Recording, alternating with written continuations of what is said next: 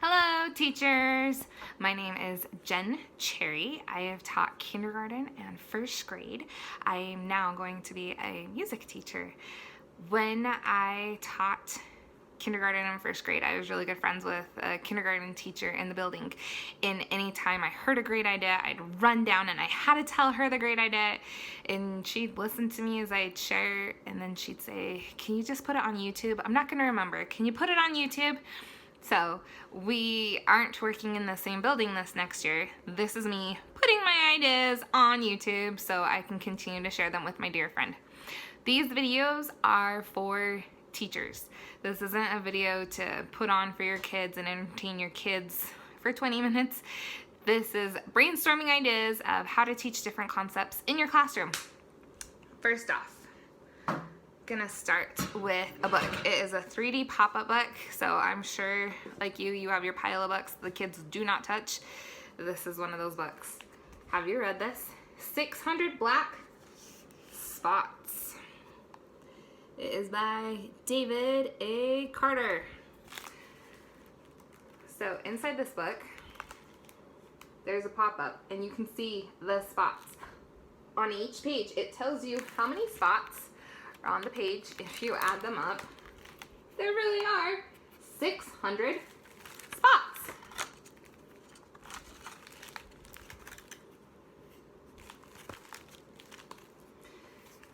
This one has a tab that you can move.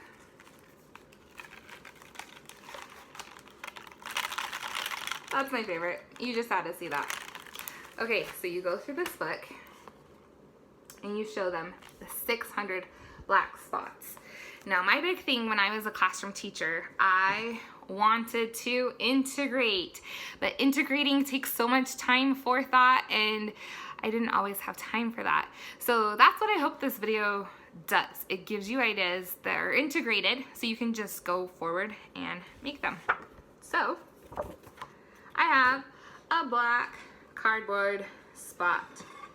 I'm really fancy. I traced it. That's how I got my black spot. What I would do on day one of talking about spots, I would give each of my kids, I would laminate it so it lasts longer. I would give them a black spot and I would find some kind of percussion instrument. I have the bongo drums right here. I would talk to my kids about pathways. What is a pathway? You can go a curvy pathway. You can do a zigzag pathway. You can go on a straight pathway. And how do you move? Well, you can walk, you can skip, you can hop. So I'd go through some of those words, how to move, and then I'm gonna play a rhythm on the bongos. So,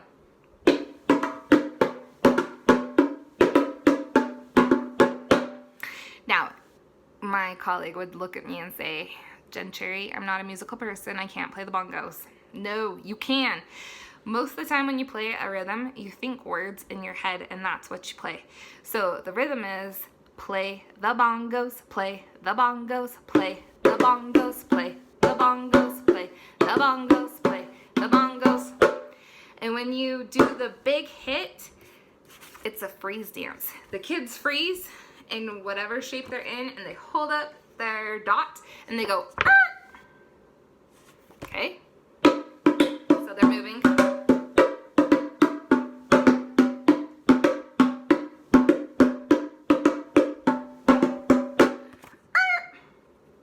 Now, if you are a music teacher, you can dive into tempo. You can go fast, you can go slow.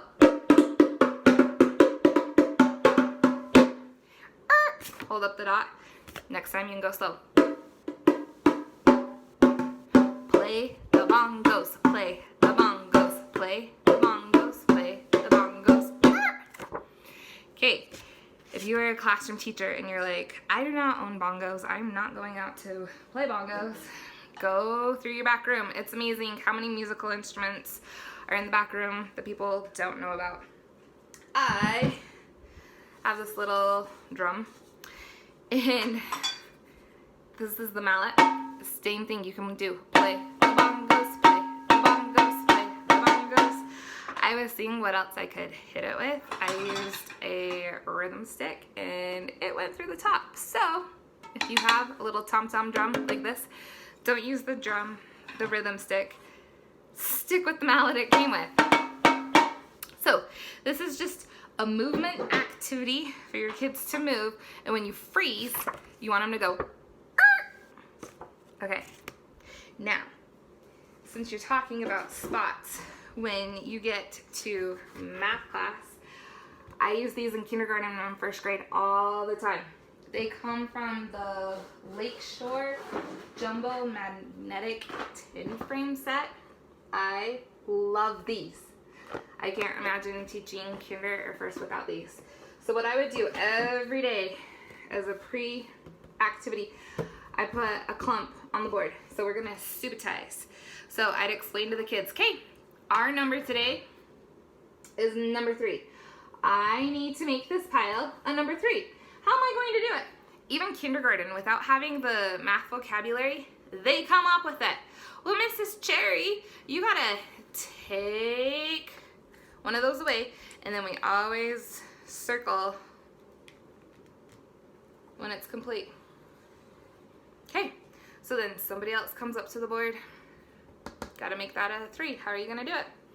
And I love asking them to use the vocabulary. What did you do?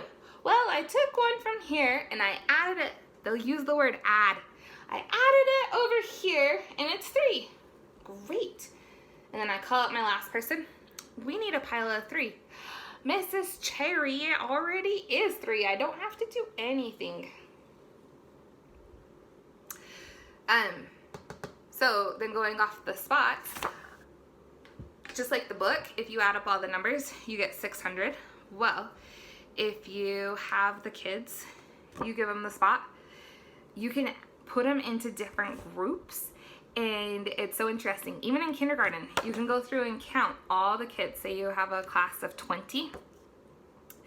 Well, you count the different groups and you get 20, and then you put them in a different combo and you're gonna get 20, and you put them in a different combo and they're gonna get 20, and they think it's so amazing. Those different numbers are always going to equal 20. So that's another way you can use your black spots.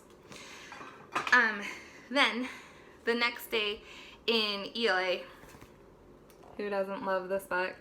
Such a classic. And it talks about spots as well.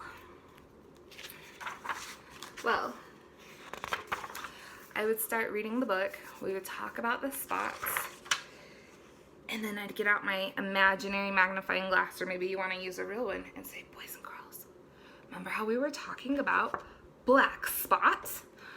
I see a black spot in this book. And they'll sit there, where? I don't see a black spot. And then you zoom in. Oh, there's the black spot right there. And they'll be like, what? So then you can introduce that this is called a period, and when we have a period at the end of the sentence, we stop. Then I do whole brain writing. I absolutely love it. If you have not looked up whole brain teaching, I strongly suggest Googling it. So it's a kinesthetic way to teach your kids how to write. This is the capital, it's the big letter, and then the freeze dance, I think I forgot to mention this. When you do the freeze dance, when they stop, the kids go, ah! Well, that's important because that's what they're going to do when they write with their hands. And I honestly did this the first month of kindergarten. Yes, I did. So, I like pizza. And they know it's a stop because you did the freeze dance previously, and they know it's a stop. So you practice writing sentences. I like spaghetti. I like macaroni and cheese. Now, in kindergarten, you do have kids that want to go like this. I like tacos. And you have to reteach and say, okay, we're only going to make the first letter a big letter. So you do it with them. I like tacos. And you write it up on your board and you show them and you break it down. Anyways, it's amazing. They get it. They totally, absolutely get it. And then you can add a writing assignment to it that they can go to their desk and do. If you are a music teacher, I know sometimes Classroom teachers have a hard time integrating the arts. Well, sometimes fine arts teachers have a hard time integrating the classroom concepts into the fine arts. So this activity, if you're a music teacher, instead of the kids just saying the sentence, they can sing it. You can sing it on a sol, mi, sol.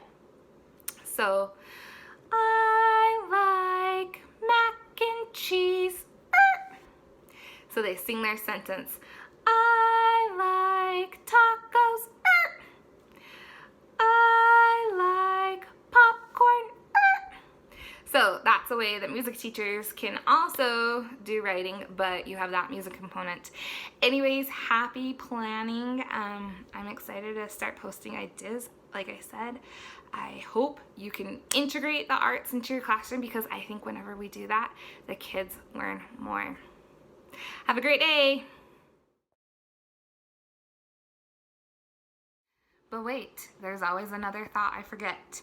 If you want to talk about synonyms, so you have spots, but then you have dot. And you can totally, there's 1.5 million art projects, lots of fun, but I wanted to connect the dot on that one for you. I'm done for reals now.